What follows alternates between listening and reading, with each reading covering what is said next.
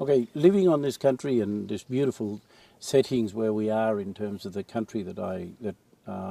we have gained back as part of our traditional ownership.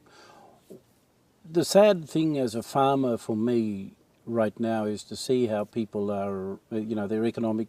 well-being, their personal well-being are being threatened by the fact that the cheaper imports as a result of these trade agreements between Australia and other countries, I think is really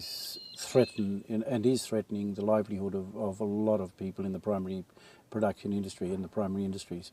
I think there's an absolute need, and it'll be one of my ambitions and first things that I would do in Parliament, is to call for a review of the free trade agreements. I think that the free trade agreements are absolutely in need of a complete overhaul, and we must include all stakeholders in those reviews so that we at least strike a balance. I think that there's plenty of room for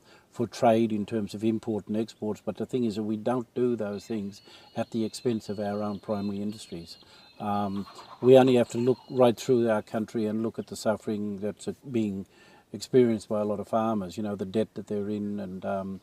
having to survive the droughts that we have that just gone past. The mental health problems that are beginning to emerge as a consequence of these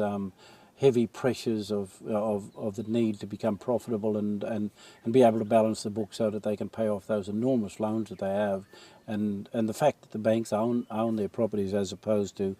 them producing enough to be able to pay those things off. They're constantly in debt, which is leading to great mental stress on a lot of those families. And I think we need to look at the health and well-being of those people. And I think, you know, the governments who have introduced these trade agreements